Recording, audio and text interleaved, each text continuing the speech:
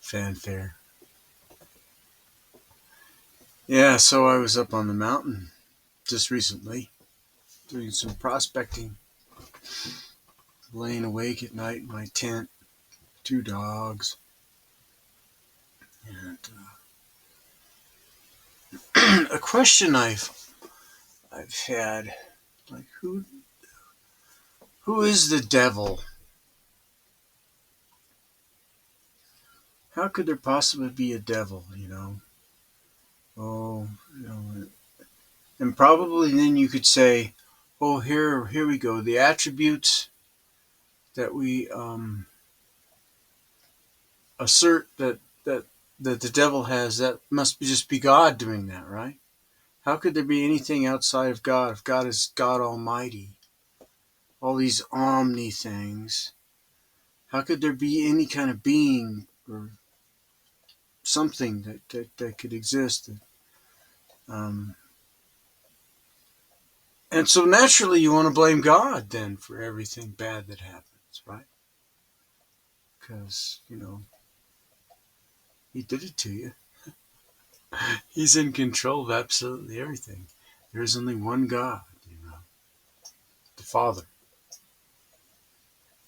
And, you can convince Him. Maybe you can get what you need. Anyway, you know that His whole basis is love and all that. And yeah, He really is impenetrable that way. And it's hard to reconcile how bad things happen to you, you know, and with this God who's, you know, and it's like, you tell yourself, okay, He's teaching me a lesson, right? Well, yeah, He is.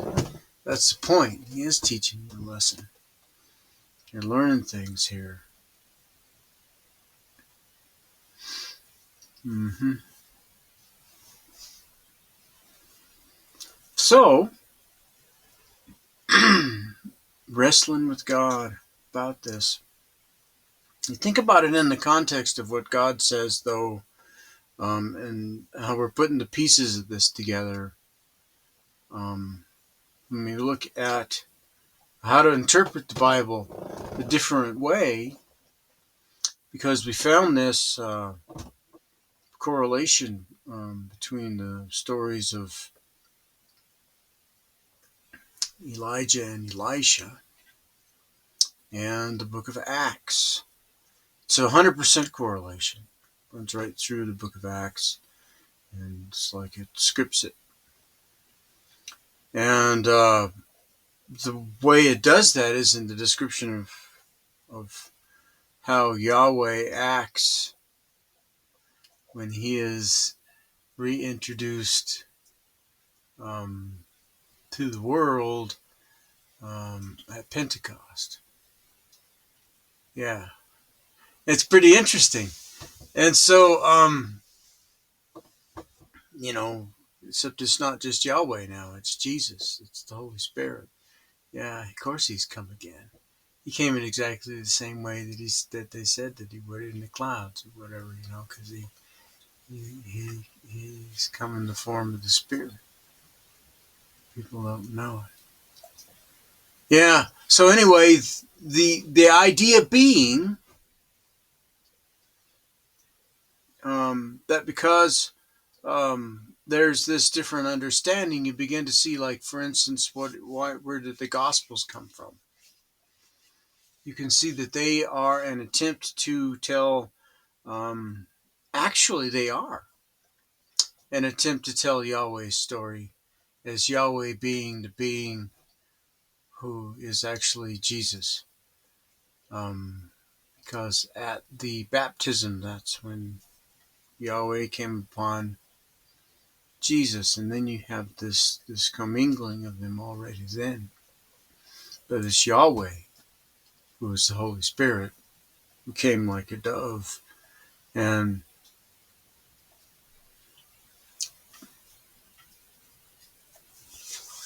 He gave Jesus' death gave Yahweh a way to die so that he could go back to the Father. Because Yahweh was the one who was breathed into man originally and then left man when they ate of the tree of the knowledge of good and evil. Yahweh didn't just die when that happened. He left man, but he was still a being, separate from the Father now. So you understand all of that stuff that Jesus said about, that's actually Yahweh talking about, the the the unity that we used to have. Can you then understand it right now? Can you then see it? And you realize that that's what the way Yahweh would talk, about his origins, and you attribute it to the man Jesus, but it's Yahweh speaking through the man Jesus, and then you get an understanding of Yahweh's relationship, how he was once part of the Father and is now, and Yahweh is the Son of Man,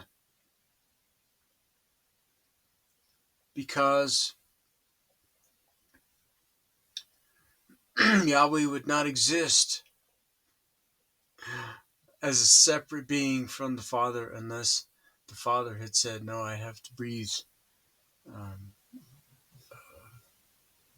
part of myself into this. I mean, and it's obvious. It's like taken from the earth and all that. The earth being symbolic for uh, like the peoples, and so Adam uh, could have been like a single person. That's true.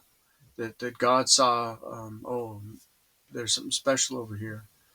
I've been waiting for this. I've been using this tool I call evolution, the evolutionary paradigm, in order to arrive at. And all God has to do is just enforce the rules. And the evolutionary paradigm created the world.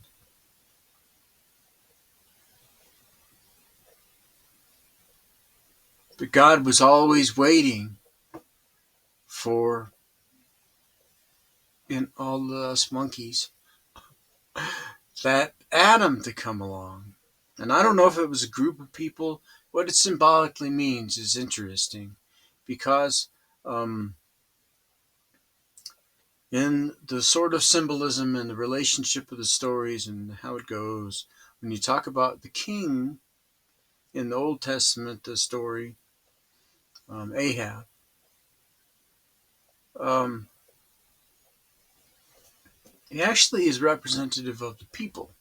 It shows you that God understands the democratic impulse, and that the body politic is really the ruler of all the people that are the ruler of whatever place they are, whether they give it to some authority to some one person or whatever. It's always the people.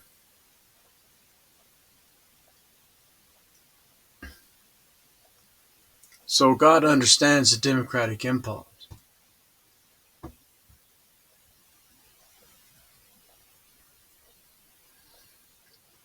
You see, like, what's going on here? How can, God's all good and everything, and all this problem of evil stuff? What is this? Where does this? But then you understand, Adam was plucked from out of the evolutionary paradigm, right? Yeah, we need to understand something here, that the evolutionary paradigm itself is an argument that exists kind of outside of God here, in the same context as we have the serpent. Yeah, so it is. It's the evolutionary paradigm. Who is the serpent?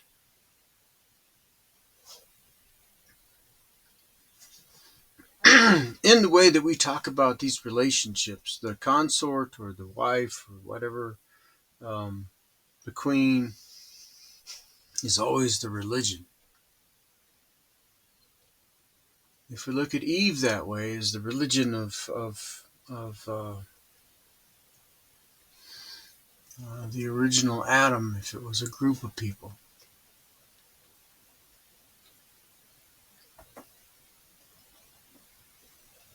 We don't know when she eats of the apple. That that's the evolutionary paradigm. You see, the serpent, place we came from before. It makes sense that Eve was taken out of Adam's side right then, symbolically. She's the religion of the first group. She's not. Yeah, you see,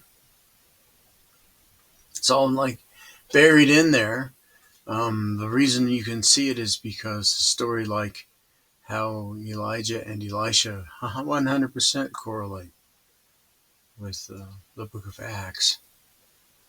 There's a little wobble that's perfectly understandable, and you can see how artistically it's right for God to have done it the way He did. Yeah, I'm telling you, yeah, that these things are just so interesting because there's no way there's no hand of God in there. The way it all comes together and gets pulled off. Once you get to see it all work in context and stuff, and what it means for the world and whatever. Yeah, pretty interesting. In terms of looking at the world as a universalist point of view, you begin to see these things. What the Father must really be like. He really is benevolent and good. But then you do have this other thing running through there, which is the evolutionary paradigm, which is and loves the knowledge of good and evils, and with yeah, because it's the way for the survival of the fittest to really carve out a place for themselves. Yeah, and it's a pretty tempting place. The church is, I think, arrived there right now. Mm. So anyway, that's it. Oh yes, by the way, the symbolism. In the book of Revelation, it's a dragon. You know, it's a dragon. And when it falls from heaven, it'll take 1/3 of the stars of heaven with it.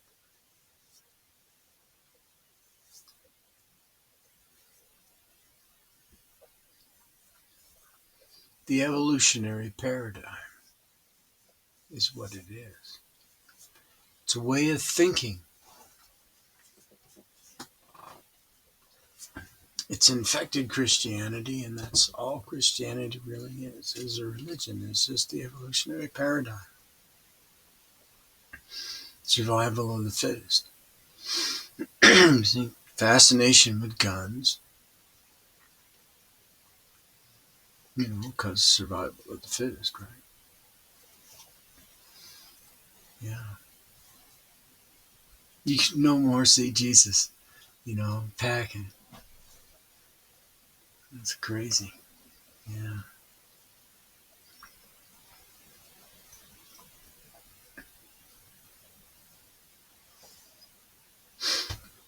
Okay, so, yeah, and then I could reconcile how God is not actually always my enemy in such a terrible way.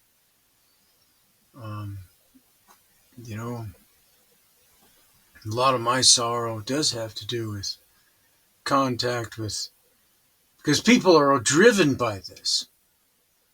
And they don't realize that it is actually their God and not Christianity at all, like they want to talk about, Well, no wonder they're always so far off the mark, because they don't even know God. Because, if you know what God's like, you'd be a little bit more humble and just, you would never be like so aggressive towards your fellow man. Be more respectful. Because, again,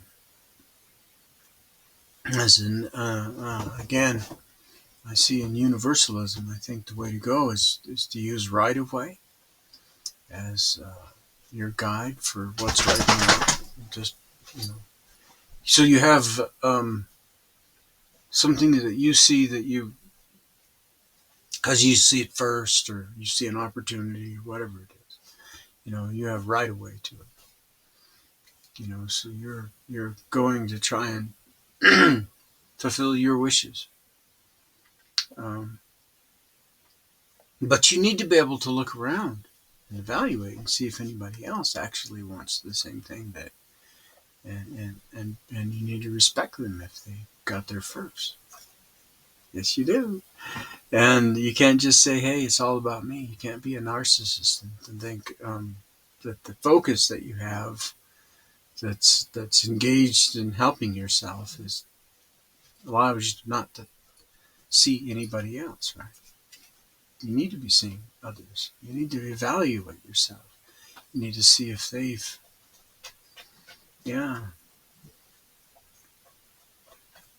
kind of a car accident the other day. I was backing up and hit somebody who must have just pulled up, just as, because, man, I looked in the mirrors and I just didn't see anything. There was nothing. I put the stuff in my truck and behind me, but then they pulled right up behind me and said, to park right there. Damn. Just as I was backing up. Yeah, so I should have been more careful and really been on the brake. Quick. And inching back instead of going back in one. That's what my error was to go backward in one big movement, not inch backwards like I would usually do. Really, what I got to do is got to get a vehicle with a backup camera. Put a backup camera on. I had one. Woody ruined he broke the monitor when he broke the window at Home Depot when the security guard came to have a look. Woody also destroyed the backup camera's monitor. It's just totally, turned on. It's just totally spider web of different kaleidoscope of colors everywhere. No image you'll see. Yeah.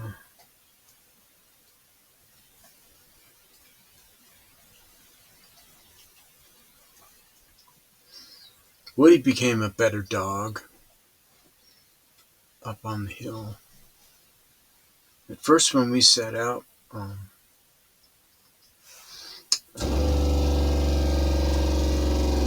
Denver again.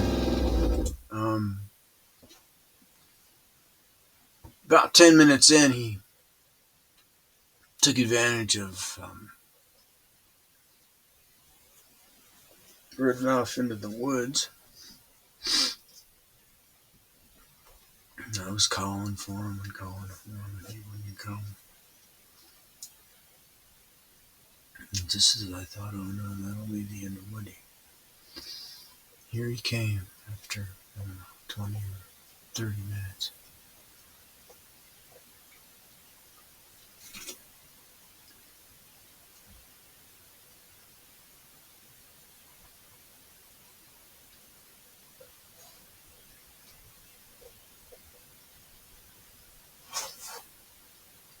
But that was the only time that he did that.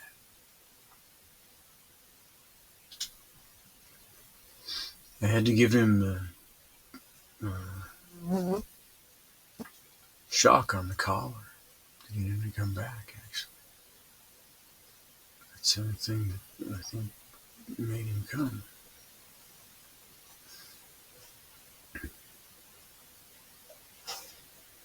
But then after that, he stuck by me like you wouldn't believe. I mean, it was really good having him be a good dog. And on the trail, he's a kind of a natural trail dog. He found his way, no problem. He can, that is to say, you know, the way I go, you can see from the previous years. There's marks. You can kind of tell, and especially if you know how to find it. You can see these little trails. And Woody was really good at following that trail. You know, he was ahead of me all the time going in the first time that he'd ever been in to go where I go, and he went the right way all the time. Yeah, he got it, and he'd never been. It's amazing, you know. Yeah, but in the process of doing that and being like that, um, um, he was um, also narrowed down to my world, but he'd be ahead on the trail. And you know what he would do? Because I was all heavy laden with all this stuff, and he wasn't carrying anything, right? So he'd be up there, just sitting down, looking back at me. Sometimes, yeah, looking out for me. And Buddy's the one who really looks out for me. He stays with me all the whole time. He never leaves me. Buddy's amazing. Oh, maybe he'll go dig someplace for a minute or two, but you always call his name and he comes right at you. He's that guy. Mm-hmm. He didn't used to be when he was a puppy. He was the one who really gave me trouble. But he's good now. Yeah, so the evolutionary paradigm now has just grown up into this thing, which is just, huge. And it's now it's tempting to run life, against your enemies, the way that Peyton Manning would be up by 30-0 and still be, driving and driving and trying to get more touchdowns because he realized that actually it can change on you in a minute, in a flash, and you can then find yourself a touchdown behind, even though you were up by 30 points the whole game. It's possible. It can happen. You don't want to let up. Yeah. And so the evolutionary paradigm, when it's the thing that's actually your God, that's how you operate.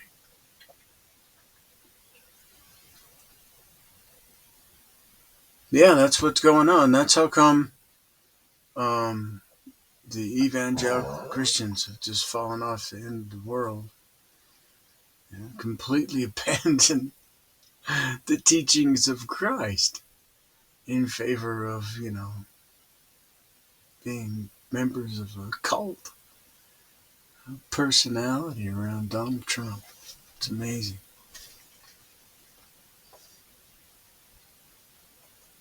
Because their God's not even God. It's the evolutionary paradigm. Because they want to win.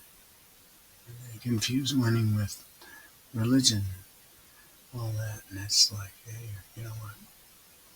You can't look at it that way, can you? Um, And you got to come around to more seeing it actually.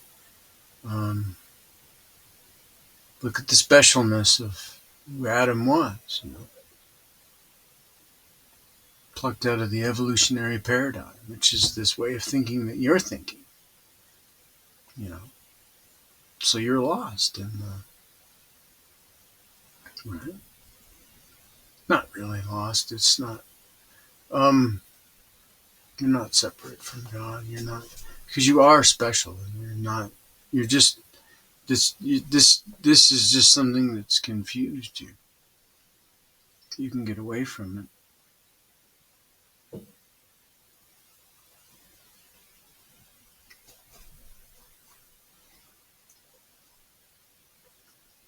Mm-hmm.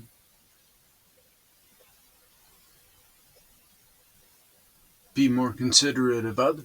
Think about things in terms of right of way.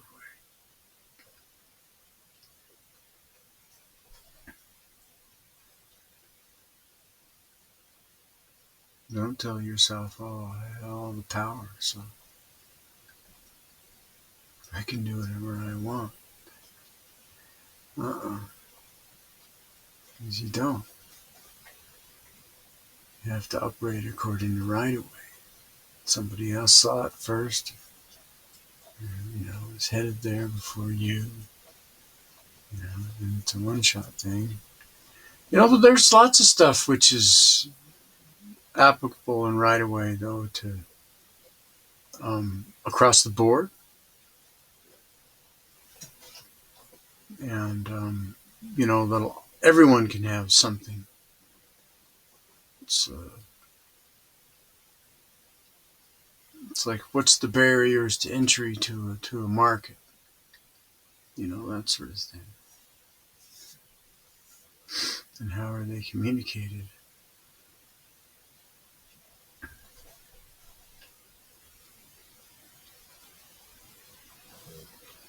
Yeah, so yeah, it's just some thoughts I had about the who is the serpent. I realize it's the evolutionary paradigm, and it's grown up into the dragon, which is the current uh, description. If you want to think about it in terms of the end of time, how did it do that? Because Pauline Christianity is false. Look, Paul was Hazael in the story, and Cornelius was Jehu, son of Nimshi, who was anointed king.